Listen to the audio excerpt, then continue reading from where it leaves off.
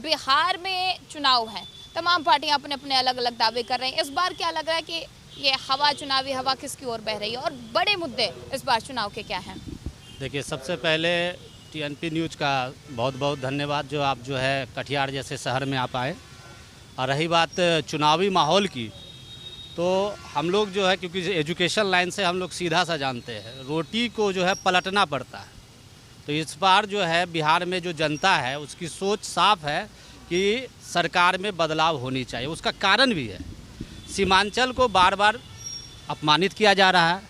विशेषकर अभी जो SIR वाला जो मामला आया था, जिसमें विशेषकर मुसलमानों को टारगेट किया गया, जबकि हमारे DM साहब बगल में उन्होंने खुद स्टेटमेंट दिया कटिहार में कोई भी विदेशी या बाहरी नागरिक नहीं है। लेकिन बार बार मुसलमानों को टारगेट करना, नीतीश कुमार जो है के प्रति मुसलमानों का बहुत झुकाव बढ़ा।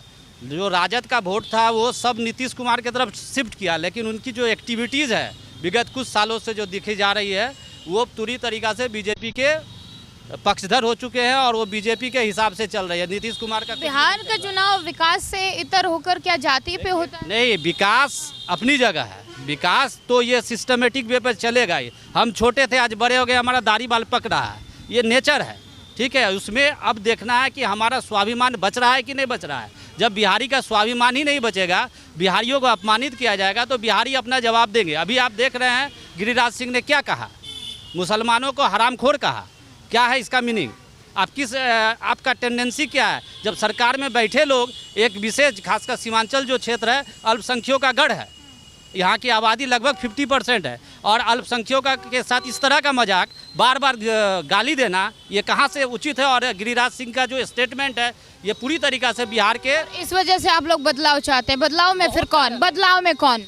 बदलाव में जो नए लोग आएंगे, अभी बहुत सारे लोग आने वाले, हो सकता है कि निर्दलीय को भी लोग चुन ले, जो समाज के साथ हमेशा खड़ा रहता है। बिहार की जो बिहार सरकार है, या यूँ कहें कि बिहार किसके हाथों में जाए आपके हिसाब से? बिहार जो है, हमने शुरू में ही कहा है बदलाव होनी चाहिए। बदलाव में कौन? कोई तो ऑप्शन रखना पड़ेगा। अभी 3 ऑप्शन है। आप देखिए, जन स्वराज भी है, उनका भी जो सोच है बहुत अच्छा है। उनका भी सिर्फ उद्देश्य है कि विकास होनी चाहिए, बेरोजगारी जो है दूर होनी चाहिए, और यहाँ के लोगों को जो है रोजगार मिलना चाहिए, सम्मान मिलना चाहिए। वहीं एक दूसरी पार्टी है राजद और कांग्रेस, इंडी गठबंधन है, जो इसका भी सोच है कि नहीं। गठबंधन पर सीधे तौर पर आरोप लगते हैं कि बिहारियों का अपमान हो रहा है, बिहार के गौरव का अपमान किया जा रहा है। इंडी के तरफ से क्या अपमान हो रहा है बिहार का? सत्ता पक्ष, हाँ जी। सबसे पहली बात, कटिहार को लेकर के हम लोग, जनता चाहे न चाहे, जिला प्रशासन खुद चाह रहा है कि कटिहार से नीतीश कुमार को मुख्यमंत्री बनने नहीं दिया जाए। जिला प्रशासन क्यों चाह रहा है? क्यों चाह रहा है जिला प्रशासन? क्यों चाह रहा है जिला प्रशासन? इसलिए चाह रहा है कि हम लोग अभी पुनर्वास को मांग को लेकर के बैठे हैं, और पुनर्वास का मांग हमारा है सीधा मनिहारी विधानसभा से जुड़ा हुआ है, और मनिहारी विधानसभा जदयू के खाते में आता है। और जदयू के खाते में आने के बावजूद जब पैसा लेसी सिंह ने भेज दिया, मदद कर रही है बिहार सरकार उसमें, तो बिहार सरकार जब मदद कर रही है, नीतीश कुमार का घोषणा हो गया, तब भी उस पैसे का आवंटन नहीं किया जा रहा है। कटिहार जिला पदाधिकारी द्वारा ट्रेजरी में जमा करना है पैसा, सिर्फ पैसा नहीं जमा किया जा रहा, और नहीं जमा करने के कारण आज 13 एकड़ ज़मीन रखा हुआ है, सीज नहीं हो पा रहा है। अगर ये हमारी माँ बहनें बस जाएंगी वहाँ पर, तो ये सारा वोट किसका होगा? जदयू का होगा। दूसरी बात, और हमारे नेतृत्व में, राजेश गुरनानी के अगर नेतृत्व में, माँ जानकी धाम के संस्थापक के नेतृत्व में अगर इनका काम गरीबों का हो जाता है, तो मजबूत हिंदू वोट भी वहाँ जाएगा। गरीबों की आप लोग बात कर रहे हैं, गरीबों की बात कर रहे हैं, गरीबों की बात सरकार भी कर रही है, लगातार कह रही है कि भैया उनके रहने के लिए 3 डेसिमल जगह दी जा रही है, खाने के लिए राशन दिया जाए, पीने के लिए पानी दिया जा रहा है, और बिजली आवास दिया जाए, और क्या? अरे यही बात तो हम कह रहे हैं ना, कि सरकार की मंशा ईमानदार है। ईमानदार मंशा को ये लोग पूरा होने देंगे तब ना। मेन तो यही जड़ है, जिला प्रशासन संभालना लिखा हुआ ना, ये जड़ है। कुछ घटना होती है उसको दूसरा रंग रूप दे दिया जाता है। सरकार तो ईमानदार है, सरकार चाहती है, शासन भी तो सरकार के अंडर ही है। यही तो अफसोस है, जब से सरकार जो आई है, प्रशासन ईमानदार बोल के तो रहा ही नहीं। आप बिना पैसे कोई काम नहीं होता है, क्यों? आज डर खत्म हो गया है पदाधिकारियों के ऊपर, जो जनता का डर था वो खत्म हो गया है। तो खत्म हो गया है तो फिर काम मनमाना ढंग से होता है। अब हम 4 दिन से बैठे हुए हैं, आज चिट्ठी निकला है, 3 दिन से कोई देखने वाला नहीं था। तो ये संवेदनशीलता जो हीनता है प्रशासन की तरफ, सरकार इसमें क्या करेगी? सरकार ने पैसा भेज दिया, सरकार ने सारा काम कर दिया। अब मान लिया बाढ़ राहत का पैसा है, सरकार पैसा भेज दिए। अब भेजने के बाद प्रशासन की ड्यूटी है कि सही लोगों तक पैसा मिले। अब वहाँ जाइए ना, कभी वहाँ सीओ बीडीओ अपने से बोलता है तो 7,000 चाहिए, लिए पैसा दीजिए हमको 1,000 रुपया, हम 7,000 देते हैं। अरे भैया गरीब आदमी है, कहाँ से 500, कहाँ से 1,000? आपके सीधे तौर पे कहने का मतलब ये है कि प्रशासन के हाथ, सरकार के हाथ से प्रशासन लूज हो गया है। अगर सरकार हारती है, ये गठबंधन की ये एनडीए की सरकार हारती है, तो इसका एकमात्र कारण प्रशासन होगा, दूसरा कोई। पब्लिक चाहती है तो पब्लिक वहाँ तक पहुँचेगी तब ना, मेन कारण ये है। प्रशासन पे फौजिया लगातार आरोप लगते आया है कि प्रशासन सरकार के हाथ से निकल चुका है, जिस हिसाब से कहा जा रहा है। आपके हिसाब से देखा जाए तो क्या स्थिति देखते हैं आप कटिहार के, अपने विधानसभा के, और विकास के कहां तक पहुंचा? लगातार दावे किए जाने के बिहार बहुत बदला है। कटिहार में तो बदलाव का हवा बह चुका है, क्योंकि यहाँ पर कोई विकास नहीं हुआ है। कल कारखाना तो एक भी नहीं लगा है। अभी हम लोग पढ़ते हैं कि लग रहे हैं उद्योग, मिल रहा है रोजगार। पूरे जनता बतावे कि कहीं एक भी उद्योग लगा है या लग रहा है?